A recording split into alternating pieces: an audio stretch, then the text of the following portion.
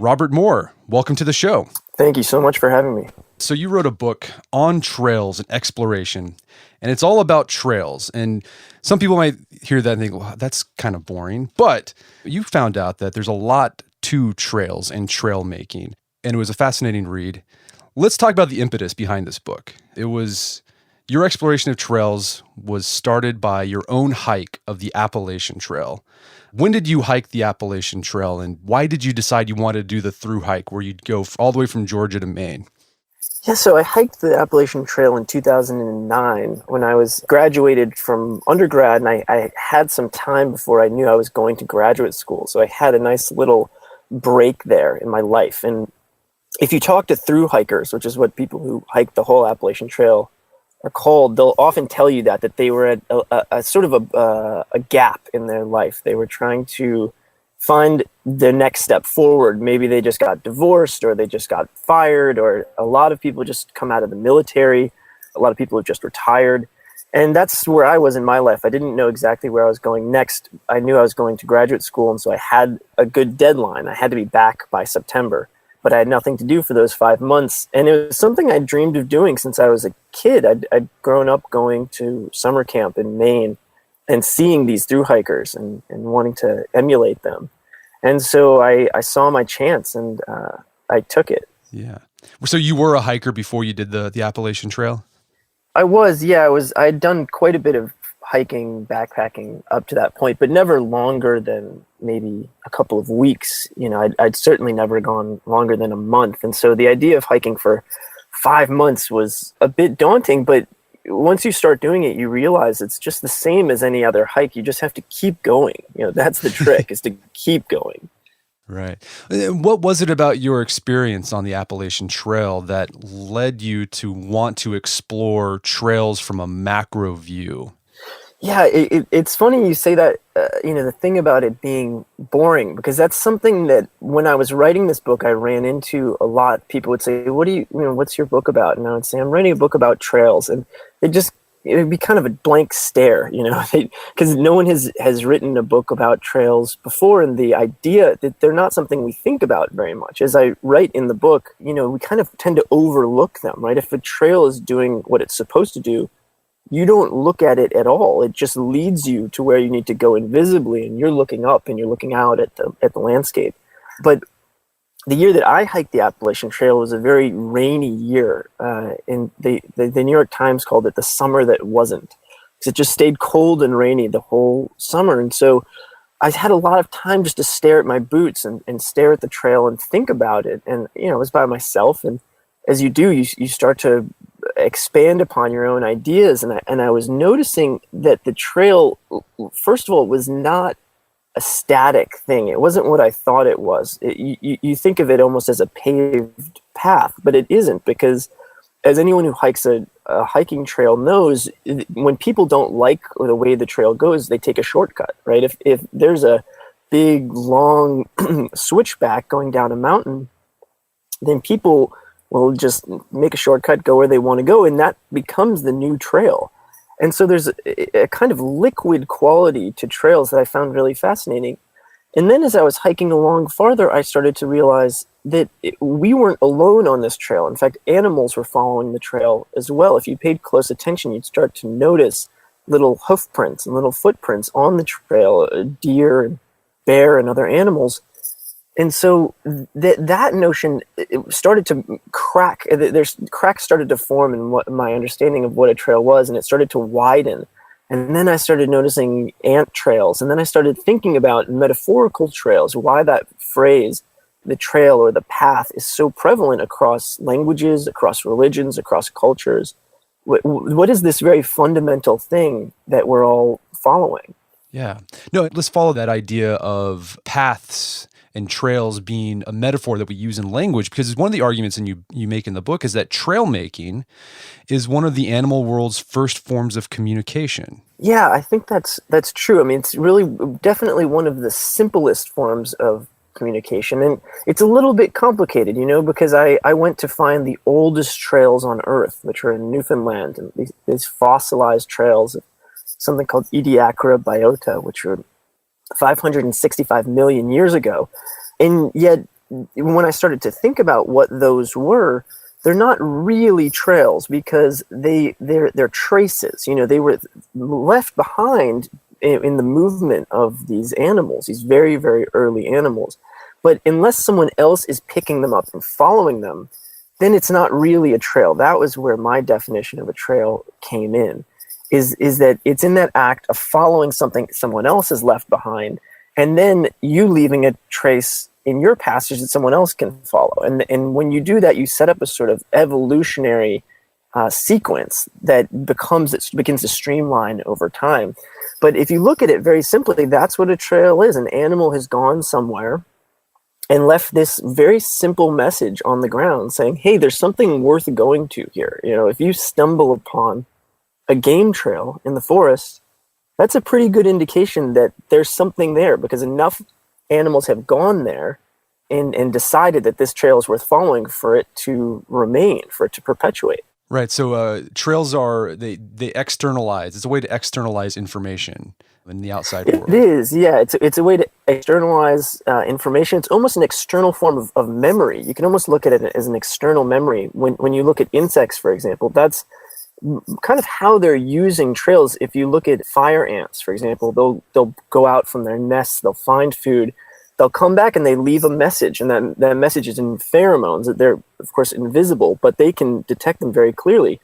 And so if they find a big store of food, they're going to go and leave a very strong trail, right? They get excited, they leave a lot of pheromones.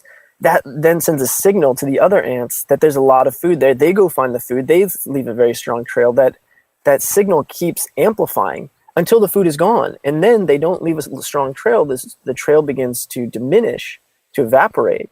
The signal lessens, and somewhere else there's a stronger signal. So the ants very quickly stop following that trail and start following a new trail, which allows them to create these ever updating networks of information that are incredibly intelligent and incredibly efficient. Yeah, I thought it was interesting when you were describing the ant trail researchers, which is surprising. There's people who dedicate their lives to researching how ants make trails, but it's really fascinating how you said that in the beginning, the trails would be very sporadic, but over time they got more and more refined and more straight. It was sort of this bottom up approach to trail making.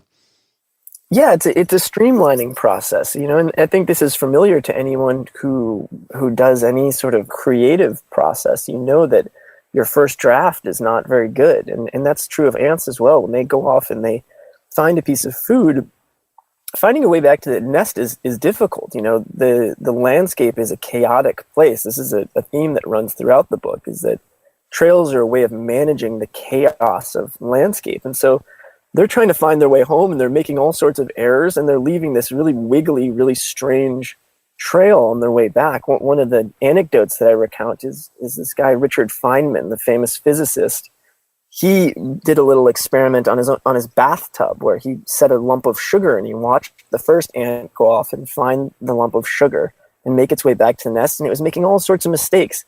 But the second ant came, found the same sugar, and it was following the first ant's trail, but as it was going along, it was making little adjustments. It was shaving off the inside of the curves, and it was cutting off unnecessary bends, and the trail got a little bit straighter. And then the third ant comes, and the fourth ant, and over time the trail gets straighter and straighter and straighter, because of course they're trying to optimize to get home while using as little energy as possible, minimizing their caloric expenditure.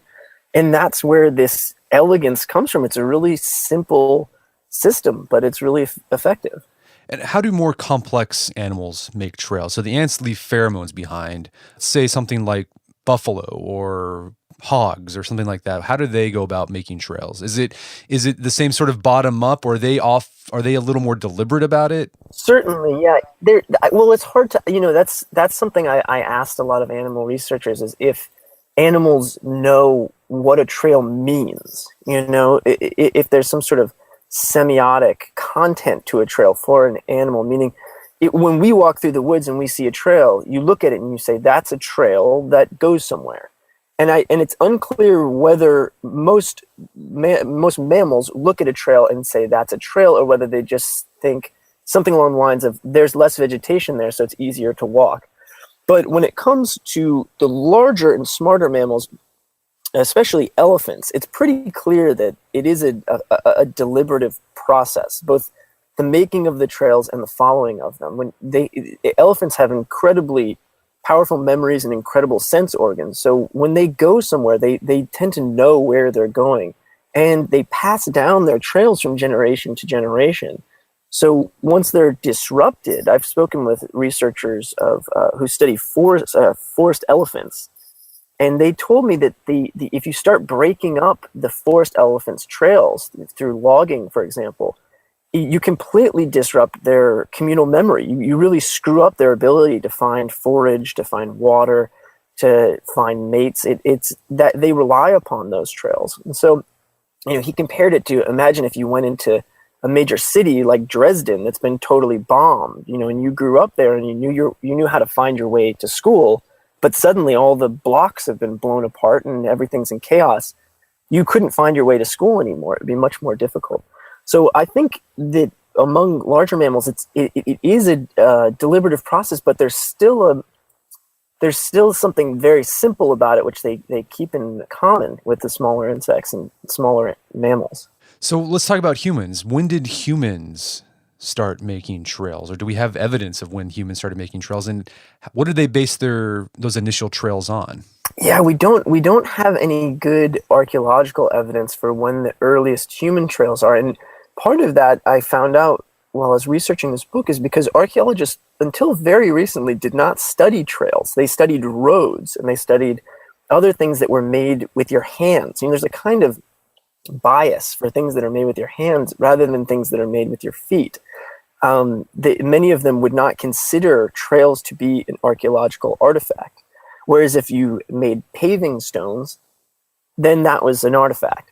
But the basic way that trails are made, it's the same as animals, but what becomes interesting with humans is that very early we begin weaving our trails together with our understanding of the world. And so, for example, with folklore, you'll find that ancient folk tales, indigenous folk tales from many places are woven together with the trails. The stories will actually follow ancient pathways and describe things that took place along the way.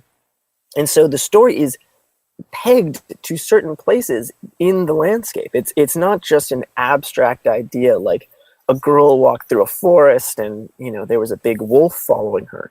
It's a girl walked through this forest and stopped at this watering hole and picked this plant.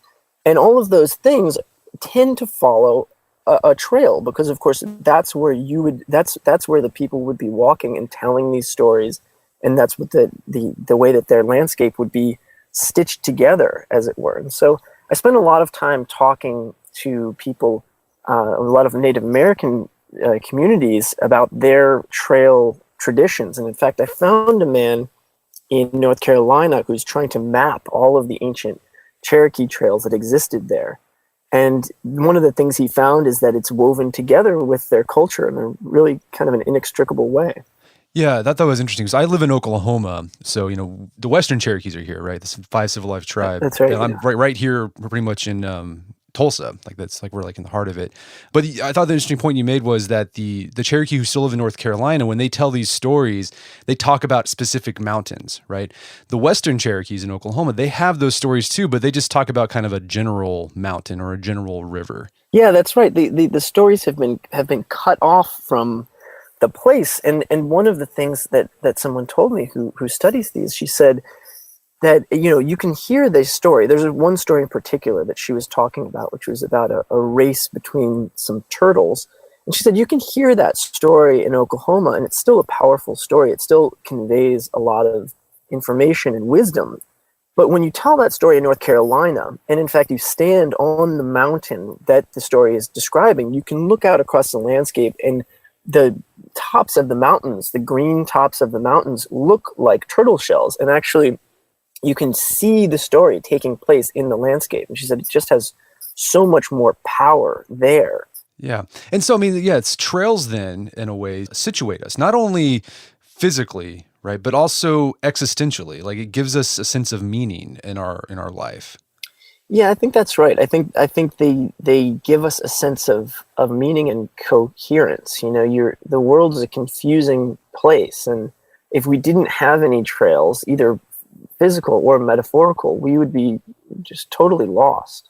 Right. I thought it was interesting how you talk about how we, with the information age, we're moving less from like a trail based culture. Because like if you look back, if you go back, what I thought was interesting, you go back to all of like in America, a lot of the trails and roads we have today, they basically follow buffalo herding migrations that Native Americans followed to hunt. And then when white people came here from Europe, the white people began to follow those trails that the Native Americans had blazed by following these herds. So it was all this very bottom up organic approach. And even the roads we have today often follow these trails that began maybe millions of years ago. But today, we take a much more top down approach to our road making or trail making. How do you think that has detached us from our sense of place by going from a top-down approach? Yeah, that's a big question. I mean, that organic approach that you describe is, you know, has a lot to speak for it, because it creates trails that are very elegant and very situated in the landscape. And then when you build a culture around that, it creates a culture that's also situated in the landscape. And so we've, as everyone knows, we've been pulling away from that since, at least since the era of industrialism, and if not since, some people would say since the era of the invention of agriculture. We've been changing our approach to land. And so one of the reasons why we make this shift in our trails, why we, for example, build highways, is because a trail evolves to suit the needs of the people who follow it. So if you don't need, on a foot trail, you don't need a whole lot of infrastructure. You don't need a whole lot of planning. They can evolve organically. And by evolving organically, they become very elegant and very beautiful. And they disappear, right? When you stop using them, they just fade back into the landscape. But you can't drive a semi-truck along a trail. You need infrastructure, you need planning. And so you end up creating these new forms of trail making that have a totally different character. And one of the effects of that, one of the reasons why we do it, is to go faster, right? That's it, to go faster, to carry more freight. And in doing that, we are moving more and more quickly through the landscape. We're not engaging with it in the same way. Anyone who's ever taken a road trip and then gone for a hike, you get out of your car and you go for a hike, and you can feel your brain transform. You can feel the mode that you're in shift, because this landscape's not sliding past you at high speed anymore. You're actually in it, and it's all around you, and you're having to navigate it in a much different, much more intense way.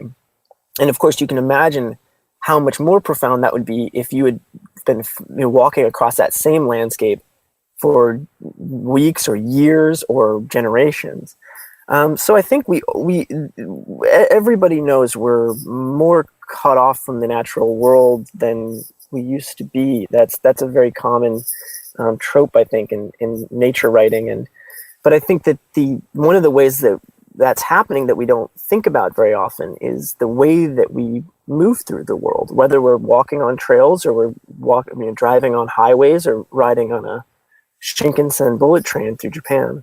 Yeah. That when you were talking about the highways, it made me think, have you seen Cars, right? The Disney Pixar movie? I have not, no. Oh, there's this like scene that's like, it gets you in the feels every time you watch it. So like, there's like this little town called Radiator Springs in the middle of the desert, and Route 66 like ran through it. And like Route 66, if you've been on Route 66, it's very curvy and it goes through the landscape, right. And it's a nice drive. But then I-40 is built and it bypasses Radiator Springs, and no one comes to visit Radiator Springs anymore. And it's all sad. It reminds me of that. That's true. Yeah, I was just out on Route 66 actually in New Mexico, and you do see that whole towns will dry up or they'll migrate to follow those gigantic trails. Yeah. Well, let's talk about like walking on a trail. I love trail hiking because it's just so soothing, right? When I get on the trail, it doesn't matter what trail it is, I just feel great. What's going on there? Is it because I'm in nature, or is there something more going on because I'm on a trail? There's a lot going on there. The first thing is that walking on a trail is, I think it is kind of existentially soothing. And the best way to understand that is to go off the trail every once in a while, right? To go on a hike for 2 or 3 days where you don't walk on a trail. And that's, depending on the landscape, it can be easier, it can be very difficult. Out west, it's a lot easier. In the desert, you can do it. I've been on hikes in New Mexico and Wyoming and Montana that are okay off trail. But if you try to do it in the east, where there's a lot more vegetation, it gets tough really quick. And actually, that's true here where I live as well. I live in the Pacific Northwest.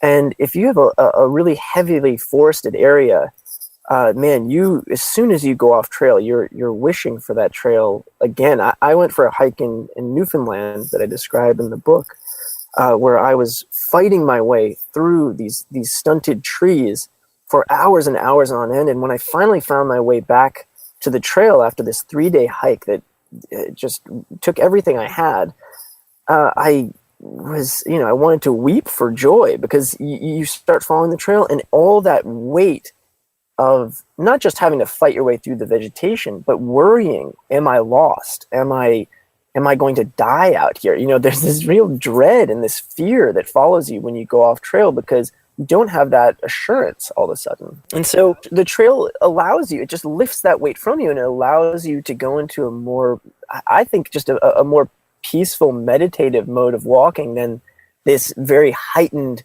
fight or flight awareness that you have when you're off trail. Yeah, and the other thing I love about following in trails, like the decision's already been made for me. Right? Like I don't have to make the decision of where I'm going. Yeah. I just follow the trail. And I think in our culture that really puts a premium on choice, like, man, choice is exhausting. And like sometimes I just want to be told what to do and where to go. Yeah, this is a dichotomy that would really serve everyone well to think a lot about, because you're right. We grow up as kids in America, you grow up with this belief that the pathfinder and the trailblazer is heroic and everyone else are just kind of sheep. They're just lemmings. And there's a real shame attached to that. And so whatever field you're in, for example, in the field of writing, I always put this enormous premium on myself as a college student, as a high school student, to try and do everything completely originally. I would not read the old classics because I thought that's already been done. I need to be a trailblazer. And that's actually too much pressure to put on yourself, unless you're someone who is a complete genius. Just a sui generis talent who comes along once in a generation. It's overwhelming. It's like fighting your way through this tangled wilderness. And in fact, once you find a trail, what you find is by following it, by following a tradition, by following the wisdom of people who've come before you, you're not just following, you're also creating, right? Because every person who follows a trail changes that trail a little bit. And so that can be a very, very productive way of doing things. But then also, you have to keep in mind that some trails become ruts, right? Sometimes the trail degrades because too many people have followed it, and it's not useful anymore. And so you do have to break off into the weeds of life every once in a while and try and blaze something new. Right. Yeah. I love that idea of not disparaging if you're just following a trail. Like I remember we go to Vermont. My family goes to Vermont every summer. The Appalachian Trail goes through that. Actually, we'll talk about that, how the long trail in Vermont was sort of the impetus of the Appalachian Trail. Mm-hmm. Yeah. But I remember when I was on a trail hiking, thinking, boy, I'm really grateful for the people who come and maintain this trail. Like if it weren't for these folks, I wouldn't be able to enjoy this thing. And I'm glad they're there. And they're sort of the unsung heroes of trails.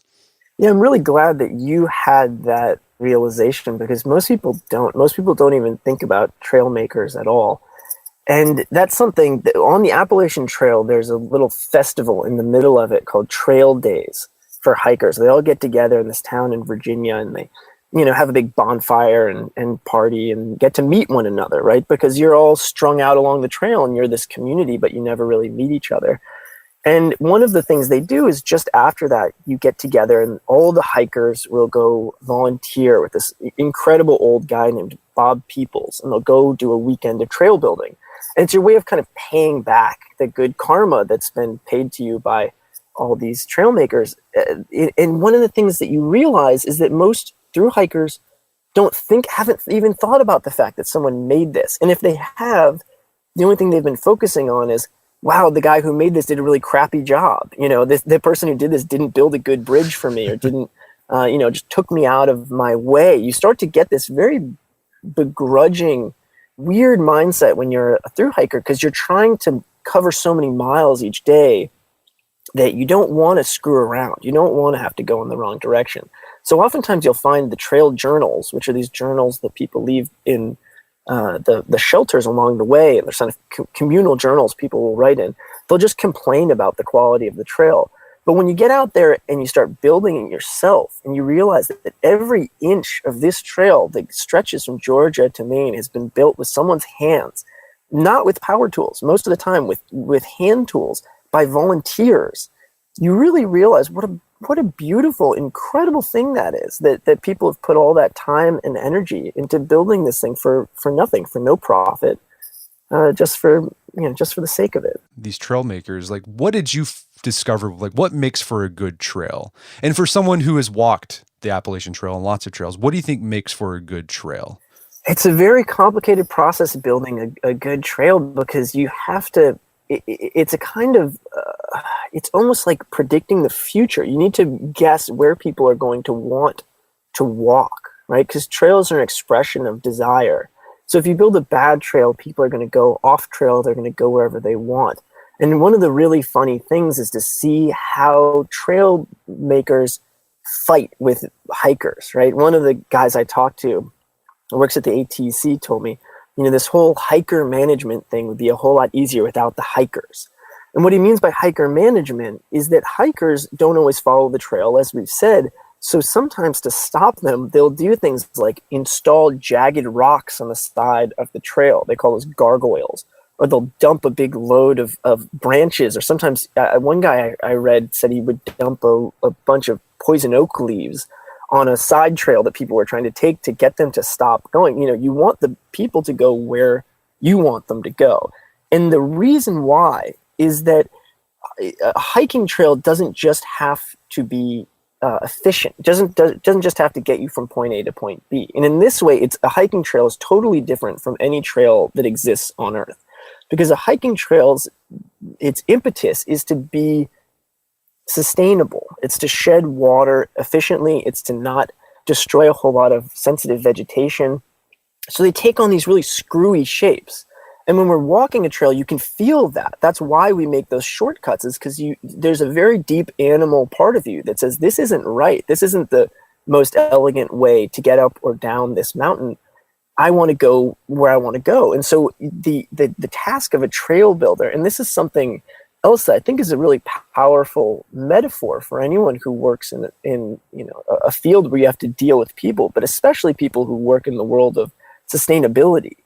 The job of a trail builder is to get the hiker to go where the hiker should go based on everyone's communal best interest, rather than where the hiker naturally wants to go based on their own self-interest. And that's a really tricky task. The best trail builders that I've met, the real master trail builders, do it in such a way that they make the hiker want to stay on the trail, because the trail is so beautiful that they don't want to get off the trail. They're enjoying it so much. So, for example, if there's a waterfall that you can hear, you have to make the trail go to that waterfall, because if you don't, people are just going to go there anyway. The best trail builders know that, and they use your desire as a hiker rather than trying to thwart your desire. Right. So again, the idea of trail making as communication is being displayed right here. Yeah, it's a kind of communication. It's almost a kind of narrative. It's a little bit profound if you think about it. As a trail builder, what you're doing is you're building an experience for another person. Yeah. And I thought was also interesting about the book is that this idea of like hiking, right? It's a new idea. Like people, if you think about it, people in the 1600s probably would even imagine like, I'm going to hike from Georgia to Maine. Like that wasn't like, or I'm just going to go out into the wilderness to be out in the wilderness. That wasn't their thing. When did being out in the wilderness and going hiking as a pleasurable activity, something you would do just to pass the time, when did that become a thing? Yeah, this is something that anyone who's gone hiking in another country probably realized, because not only is hiking a very modern thing, it's a very Western thing. It's a very European and North American thing. You know, when I went on a hike in Tanzania once, and the Maasai tribesmen that I met told me that they refer to hikers, or as Westerners, you know, who most of them they see are hiking, as people with heavy luggage looking for problems. You know, because they would see these people walking along with these giant bags on their back, and there would be a big mountain, and there'd be a trail going around to the left and a trail going around it to the right, and they would walk straight up the mountain. And that was just kind of hilarious, right? What is wrong with these people that they take the path of most resistance all the time? So it is kind of absurd. I mean, before the beginning of the Romantic era, when we began to appreciate mountains as these beautiful things, as these sublime things, before that they were ugly. People referred to them as pustules. You know, they were dangerous. And the reason for that is largely because they had no value. They had no economic value. You couldn't grow crops there. You know, it was dangerous. Unless there were minerals to be gotten, why would you go there, you know? And also, many people believed, and many cultures believed, that it was the abode of spirits, right? That was where the storm god lived. So if you go there, you're tempting fate. And so that changes around the time when you start seeing this shift in culture that we were talking about before. With the rise of industrialism and the rise of urbanism, suddenly people need to get out of cities. They need to get out of their life as it is and get into something that feels to them a little bit wilder, a little bit more natural. And you start seeing this rise in poetry and painting, in various art forms, describing these wild mountains and these forests as beautiful. And with that comes the beginning of hiking. And hiking has gone through a number of phases throughout the years. You know, it was not always what it is currently. At one point, hiking meant you'd go off into the woods and you'd cut down a bunch of trees and build yourself a little shelter for the night. You know, that was the style of hiking. It was very high impact, but in some ways it was more, you might say, more natural than sleeping in a nylon tent. And so the current mode that we have of hiking is really funny, because we think of it as going back to nature, when in fact it's this very modern, very unnatural thing to do, which is not to say it's not worth doing. I still love it, but you sort of have to understand what it is. Right. So the wilderness would not be possible without civilization. Like, it could not exist. Like, you need one. It does not exist. I mean, yeah, it's not, the concept doesn't make sense without a fence. Unless you have a farm and a fence around it, then what's outside is not wilderness. It's just the world. You know, there's no concept of it. Well, let's talk about the Appalachian Trail, because this is the whole thing that kicked off your exploration. And what's funny is, for some reason, I assumed that the Appalachian Trail had been around for hundreds of years, that it was some sort of Native American route that, you know, went from Georgia to Maine, and then white people used it for transportation. But that's not the case. It actually didn't start until the 20th century. So who had the idea to create this long continental through trail from Georgia to Maine? Yeah. I mean, you're right in that there were trade routes running up and down the Atlantic coast, but they would never have gone the way the Appalachian Trail does, as we said, because it goes over all these mountaintops. It would be much too slow. So the first person to make that realization is a guy named Benton Mackay.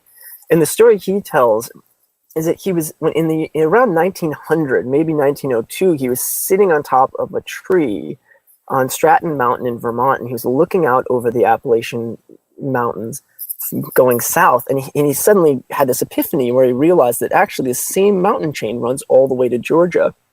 And he thought, how incredible would it be to have a hiking trail connecting all of these mountains.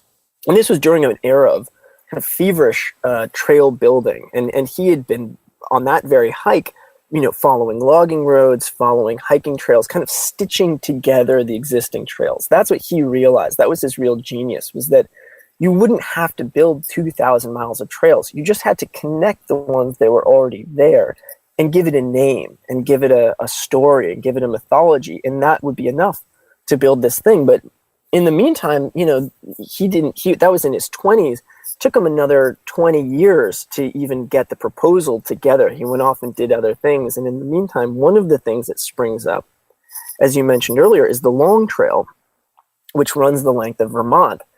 And that was the first real through trail. It's not nearly the length of the Appalachian Trail, but it starts getting people in the mindset of walking these long distances. Because previously what you would do is you go to for example, you go to these grand mountain hotels in the late 1800s. You'd stay in the hotel in a valley in the Catskills or the Adirondacks, and you'd go on hikes along a trail network. But you wouldn't hike for days and weeks on end in one direction. That was kind of an odd idea.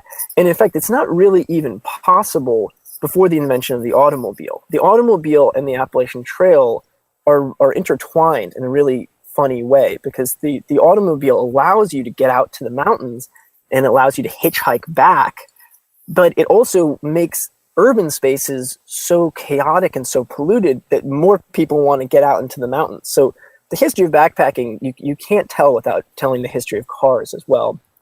But finally, Benton MacKaye comes back to this idea, the Appalachian Trail, that's been growing in his mind all this time. And by the time he comes back to it, he's spent a long time in the world of landscape architecture. He called it geotechnics, planning on a large scale. And he had all these grand dreams that had grown up around the Appalachian Trail. He wanted it to be a kind of socialist communal space where people would escape from the urban centers of the United States, which ran up and down the Atlantic coast predominantly at that time, get out of there, go to the woods, go work on communal farms, go hiking. He even wanted to have sanitariums, massive sanitariums for people suffering from depression and various mental illnesses. And it was going to be this beautiful commune in the mountains. And so he proposed it to people, and what resonated with people was the idea of the hiking trail. The rest of the stuff didn't really click. And so over time, the trail idea got more and more support, and everything else kind of fell away again, got streamlined away. And what was left with was what he had originally, which is a trail going from Georgia to Maine. Yeah. And I thought it was interesting, like this was all happening in this cultural background that was happening in America at that time, sort of this revolt against modernity. Yeah. Right. That industrialization is bad. This is like when Boy Scouts started getting going, the YMCA, the strenuous life, Teddy Roosevelt's strenuous life. I think even MacKaye said something about like creating new barbarians or something like that. That was like a thing he wanted to do with the Appalachian Trail. That's right. Yeah. There was a feeling that he called people who lived in cities civilizees, and he wanted to have a revolt against the civilizees. He felt people were becoming over-civilized. And, since this is the Art of Manliness podcast, it's worth talking about the fact that it was actually quite a gendered understanding of what the problem was. They felt that boys were becoming weak. They were living in cities and they were getting too pampered and their hands were getting soft and they were getting sick too much, and they wanted to toughen them up. And so what you see are these places springing up, tons and tons of summer camps devoted to the strenuous life, and devoted to swimming in cold water and hiking big mountains and, all of these things to toughen these kids up and to get them out of this urban environment that was seen as corrupting. And that's actually the summer camp that I went to, was a place that was founded in 1902. It's a little camp called Pine Island, and it really hasn't changed much since then. It was, they still use kerosene lanterns. There's no electricity. There's no running water. You're still, bathed in the lake. And so I had a weird kind of instinctual understanding of this, because it was almost like I went in a time machine every summer. And that's really where the Appalachian Trail springs out of, that sense of old-timey masculinity tied in with wilderness, that those two things needed one another in a certain way. Right. But that connection couldn't exist without civilization. Right. That's the irony. Which is interesting. And people wouldn't be going out there, right? They wouldn't have the reason to go out there unless civilization had become what it had become. Yeah. Right. Okay. So what I thought was really interesting and kind of preposterous is this idea that people are trying to do with the International Appalachian Trail. So this is the idea that the Appalachian Trail currently goes from Georgia to Maine. There was a movement saying, well, part of the Appalachian Mountains goes to Canada. Okay, that makes sense. But now there's like folks who are like, well, it goes all the way to Morocco, actually. Yeah. So can you tell us a little about this movement, and do you think it's going to be ultimately successful?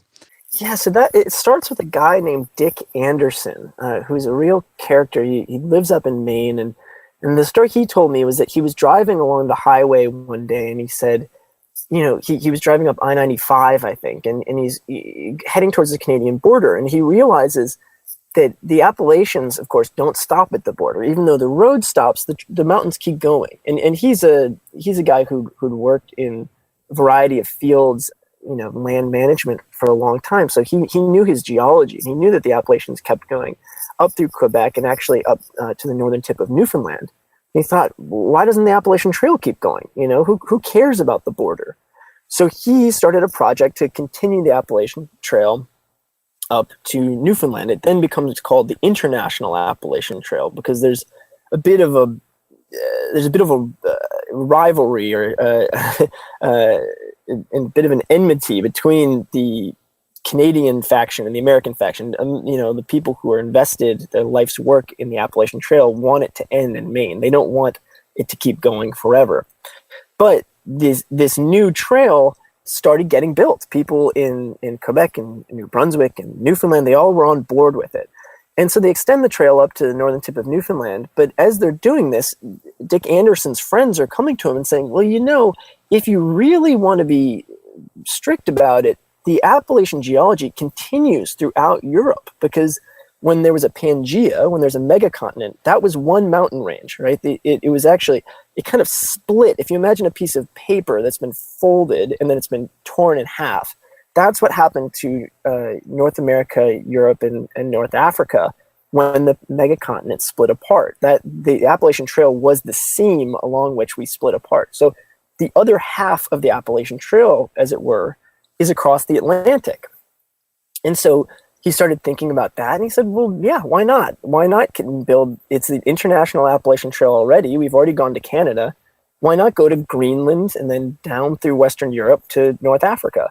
So we started reaching out to other trail clubs there, and just like Benton Mackay, he realized you wouldn't have to build a whole lot of trail. You just have to connect the trails that are already existing.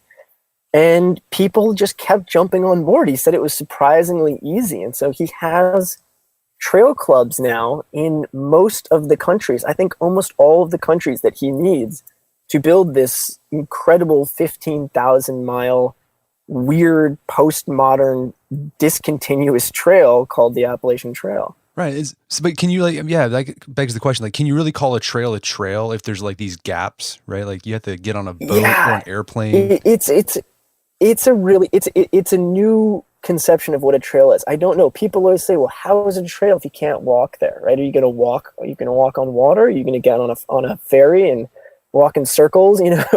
How are you? But that's, for him, it's not about walking. It's about the line. It's basically a line on a map. And that's why I call it postmodern, is it's more about this sort of text and the idea than it is about the physical structure. I don't know. I mean, I think it's a worthwhile project in the sense that it will connect all of these countries together and make them work together and create something people can walk, a line people can follow. Because, the Appalachian Trail, no one really walks it continuously anyway, right? You go and you hitchhike into town once every 5 days, you come back. Some people skip portions or they do it over the course of years. The shape of the Appalachian Trail changes every year. I mean, you can't really be a purist about this stuff because, as I said before, trail is much more liquid than we think it is. So once you start messing with the definition of what a trail is, it's not such a leap to say that this is one trail. It's just, got some pretty sizable gaps in the middle of it. Yeah. Well, in your epilogue, it was one of my favorite parts because you follow this guy, Nimblewell Nomad, this guy he's like Forrest Gump, just decided to start walking one day, and he's been walking ever since. Can you tell us a little about him and what insights about nature and trails that we can glean from his approach to hiking? Yeah, Nimblewell was a guy I wanted to talk to because I kept thinking about, when I came back from the Appalachian Trail, what would have happened if I had kept hiking? One of the things that people don't tell you very often is that you go on these long hikes thinking they're going to be transformative. And they are, you are transformed, right? Your body completely changes, your mind changes, you lose weight, you lose sort of all of your stress, and your thinking becomes clear and you're happier. But then when you come home, you transform back, right? Because we're all just, in large part, creatures of our environment. You adapt to your environment. And so if you go back to the same old environment, you're going to become basically the same old person. So I thought, well, maybe if I want to keep that mental clarity and that happiness and that fitness, I should have just kept hiking forever. And so I looked around and said, well, who's someone who did that? Is there anyone out there who kind of never stopped hiking? And there are people here and there. There's a guy named Billy Goat who hikes the Pacific Crest Trail every year. And there's some people who hike the Appalachian Trail almost every year. But the person who I found most fascinating was a guy named Nimble Nomad, because he had just taken it to such an extreme. You know, people would tell me these stories about him. They say, oh, he had all of his toenails surgically removed because he kept getting fungal infections, or he only has this backpack with like 10 pounds of gear in it, and he doesn't own anything else. That's all he owns. And so I looked around for him, and I found him online, and I wrote to him, and he kind of, told me to screw off. He didn't want to meet me. But I said, no, I'm fascinated by you. I have to meet you. And so I wrote to him over, I think it was years. I think it may have been 2 years. I wrote to him. Finally, he begrudgingly said, okay, fine, you can come. I'm going to be walking down this stretch of highway in Texas on this day. And if you can find me, you can walk with me. So I flew down to my sister's place in Houston, and we drove out on the highway on that day, and there he was walking down the side of the road. So I pulled over, and we gave him some ice cream, and he said, oh, well, you found me. So I got out, and for 3 days we walked together, and I got to see during those 3 days really what it means to hone your life down to that single point of interest, right? To live a life of true simplicity, of the way that we oftentimes romanticize, but the reality of it, is not always as pretty as you would want. He lives a pretty rough life. He does not have a whole lot of comforts in his life, and he's a guy who's, when I met him, he was 74, 75, so he's sleeping on the hard ground every night. He doesn't carry he doesn't carry a toothbrush, so he just has a toothpick. So I don't, I'm not sure how good his dental hygiene is, but I know his doesn't carry toilet paper, right? He just uses like water. He has just, his life is very rough in a lot of ways, and he has no safety net at all. If he gets sick or something happens to him out there, he's probably gonna just die. And he's fine with that. He said, my grandfather died in the woods and my dad died in the woods, and I'm working on it. He really has gotten rid of his fear of death in a way that I find admirable, but in other ways, his life is not something I'd want to emulate. He kind of just skims across the surface of a lot of things. His relationships with people are very thin. He only talks to people for a day or two, and then he moves on, and he doesn't have those deep connections, those deep-rooted connections with the community that a lot of us need to feel a sense of belonging and purpose in our lives. He's totally free, and being free is not a completely positive thing. It's actually quite a complicated thing. Right. Well, being free isn't like there's constraints, right? That's right. Yeah. There are constraints to his freedom as well. There's always sacrifices you have to make. And I thought it was interesting too is that his approach to nature. We were talking earlier about this dichotomy. There's civilization, sort of man-made stuff, and then there's nature, which is sort of this untouched by man. But it seems like Nimblewell sees things as just part of, like, it's the world. Like everything, like even the man-made stuff is part of nature, and doesn't bother him that he'll follow a road, and he has no problem with that. A lot of purists were like, well, no, you need to go out into the woods, but he's like, no, it's a trail. I'm going to follow it. Yeah, he doesn't draw that distinction at all, and I thought that was really fascinating. That's actually that's a debate that's been going on. They call it the Great New Wilderness debate. In the 1980s, people like William Cronin started deconstructing our understanding of what wilderness is and what nature is, and saying these are concepts, these are historical and cultural concepts that, you know, are not necessarily real. These are sort of useful fictions. And he's someone who's come to that without any academic background, and he just has come to that conclusion through his living. He says, you know, if you got to go up onto some big mountain in Washington in order to feel happy and feel at peace, then you missed the point entirely. You got to be down there on the city streets seeing it the same way. You have to come to every aspect of your life with that same appreciation that most of us have when we're in the wilderness. He doesn't see it. He doesn't see a distinction. He walks out of the wilderness, he walks onto a highway, he walks into a shopping mall, and he's looking at it all as natural things, right? Because people are natural, humans are natural animals as well.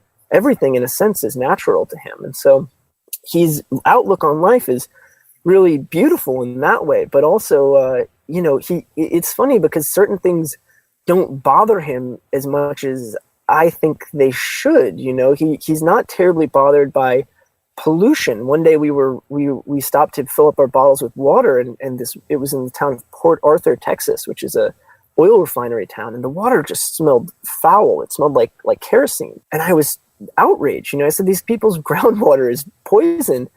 And he's like, yeah, that happens around here, you know, and just sort of shrugged it off. And we got into this big argument about pollution and environmental regulation and climate change. And he, you know, for a guy who spends all his time outdoors, he's really he's pretty far right when it comes to a lot of those issues. And that a lot of that springs from the fact that he says, well, look, you know, that's the world we live in. It's, you know, what are we going to do? He said, are we going to go back to the days of you know, the wagon and, you know, plowing a field with an ox? If not, then you have to come to grips with that, which is, you know, that's a tough stance to take, and it's not something I agree with. But that complex outlook on wilderness and on nature is something that I found really useful to have to grapple with. Right. Yeah. For him, the oil refinery is just like a volcano. Yeah, it's just yeah. Or maybe it's like how you'd look at a castle or something in another country. I mean, because when you do take that step back and you just appreciate it for what it is, an oil refinery is kind of beautiful. You know, its industry can be beautiful, and you know, it's also kind of monstrous in the same way that a castle or a volcano can be monstrous. Well, Robert, this has been a great conversation. There's a lot more we can talk about, so I encourage people to go get your book. Where can people learn more about your work? Well, there's a couple places. You can go on my website, robertmoor.com. I don't update it very often. Of course, I've got a Twitter feed. But, you know, most importantly, I'd say go out and buy the book. Right now is a really good time. The paperback comes out July 4th. So I think a lot of places have the hardcover on sale. And the hardcover is a really beautiful object. You know, the book as an object is something I care a lot about, and the people at Simon & Schuster did an incredible job. It was listed as one of the top 10 book covers of the year by the New York Times. So it's just this beautiful, beautiful object. So I would say go out, find the hardcover, start there. Awesome. Well, Robert Moor, thank you so much for your time. It's been a pleasure. Thank you. This has been great. My guest today was Robert Moor. He's the author of the book On Trails. It's now available in paperback on Amazon.com. So go check it out. Get that. It's a really great book, great summertime read. You can also find out more information about his work at robertmoor.com. That's MOOR.com, no E at the end. Also check out our show notes at aom.is/trails, where you can find links to resources where you can delve deeper into this topic.